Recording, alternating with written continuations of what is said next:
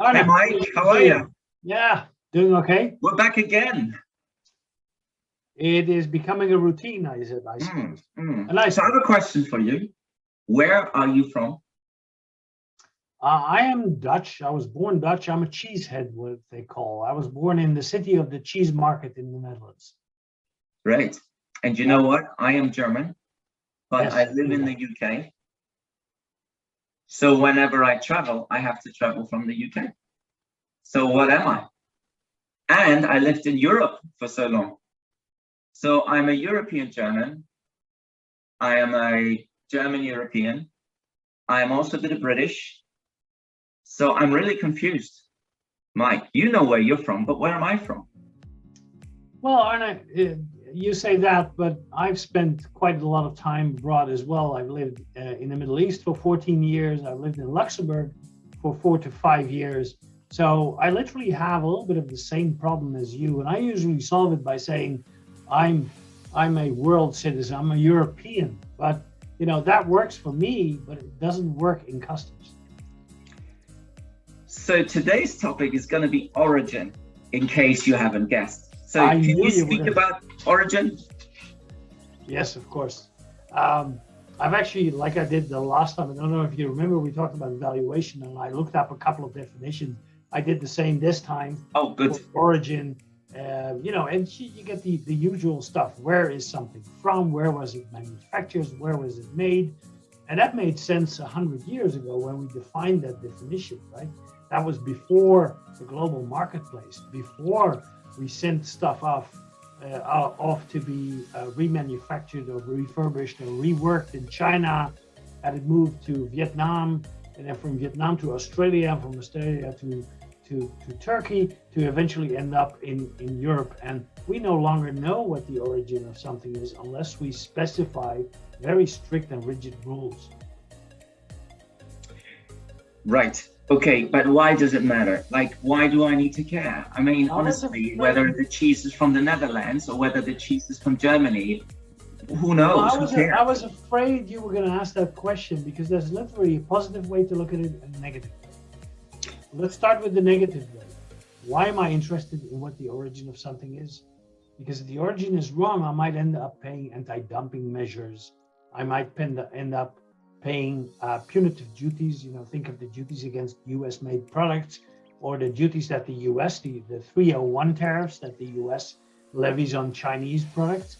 So it might hurt me to have the wrong origin on my goods. On the other hand, we've just concluded Brexit with a free trade agreement between the EU and the UK.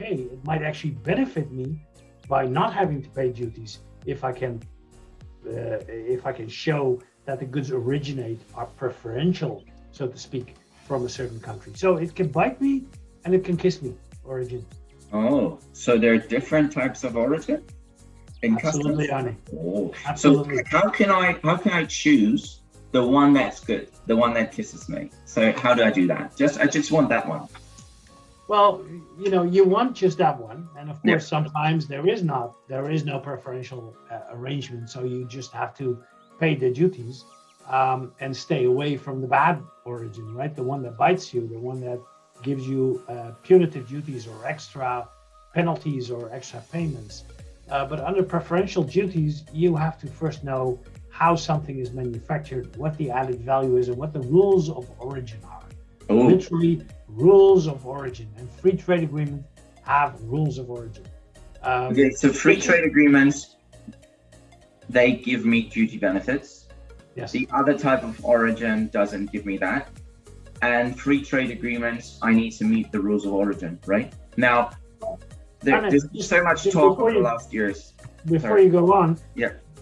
the bad ones also have rules. That's what confuses people, but they're different.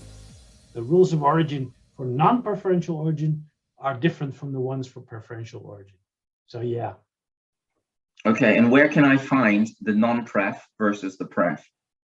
Well, here we are. This is the biggest conundrum and the question I get the most from my colleagues. The preferential rules of origin are always in the bilateral or multilateral trade agreements concluded between countries and groups of countries. They are an annex or a sidestep or an extra document in that actual agreement. The non-preferential rules of origin are actually embedded in the Union Customs Code. They're part and parcel of the EU's legislation, as well as the US's internal legislation. So the way to look at it maybe is that non-preferential origin is something that a country or a group of countries decides for itself without involving anybody else. Preferential origin is what multiple countries agree on together. Okay, and which one gives the savings? The preferential ones. Savings is the preferential one, unless you're talking about the savings of not getting caught in penalties. Oh. So again, this one has also 4 hours. Like, we need 4 hours to talk about preferential origin. I mean, how difficult can it be?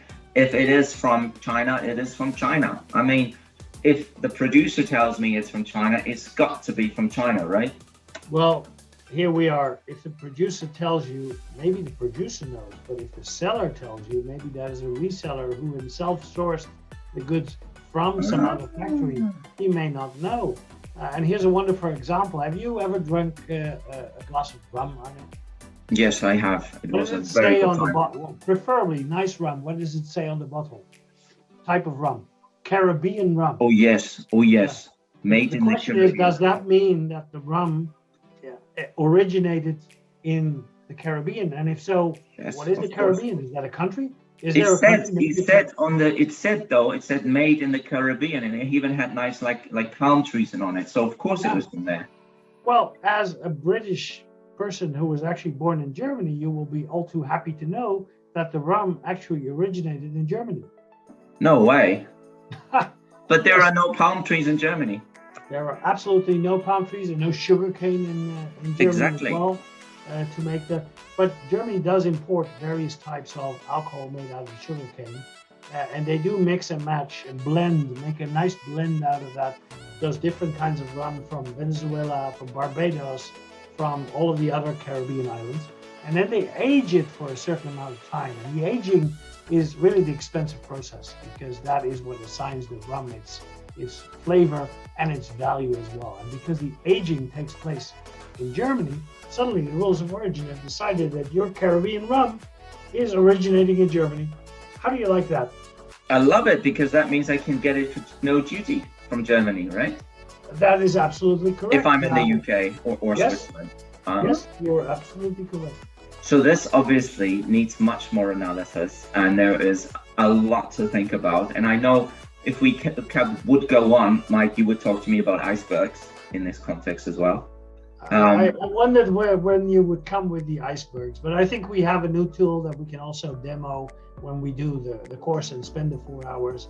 We now have a lot of help from the European Commission, who have put a wonderful origin tool on their website, which we're going to explain in depth. That's right. That's right. So we've got a lot to talk about when we talk about our origin session. We're going to talk about the difference between, if I understood correctly, preference and non-preferential origin.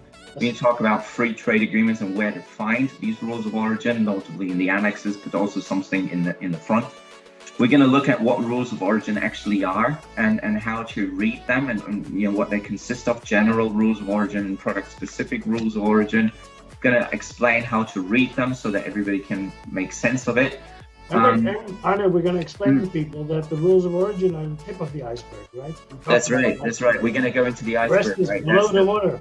That's the iceberg thing, right? So the iceberg's going to come out in some way. We're going to give it a lot of tips and tools, as you say, in order to make sure that you find the correct origin for your product. And that's different. It might be different from where something's consigned from. Because again, we need to look into the rules. But of course, the benefit of it all is if you do take the time to look into and understand the rules, if you set up an origin management process well, your savings could be ongoing forever and forever and forever. And all the time and all the investment that you make in setting this process up, including maybe our pillars of customs compliance training, is going to pay off very, very quickly. So. Absolutely. All right, great. We're not just talking about benefits, but we're also talking about cost avoidance into the future. And like you said, this is cumulative over the next few years. You invest €1, you get back 100. The longer you wait, the longer you apply these rules, the more you get back. That's right. Well, I'm excited. I can't wait to get started. 4 hours on origin, man, this is going to be good, right? And as always, participants can bring their own examples, right? We would present that, and we would have a good go at talking about their origin. I also have a really interesting, really complicated case which works with things like cumulation and likes of it. So this is was where there it gets, something with wicker baskets, Arne, that I remember somehow? it was wasn't it some kind of pumps, sewage pumps or something, or waste Also, pumps or yeah. something? But Yeah. you know, the point is, the most important, you and I, we go into practical details and practical examples, and we'd love for participants to bring their own examples. And it's not that we know just about everything, but together we will resolve and help these people on the spot. I can't wait. That sounds exciting. Thank you so much again for your time. See you And next time. yeah, we'll speak next time. Awesome. Awesome. Bye. Bye.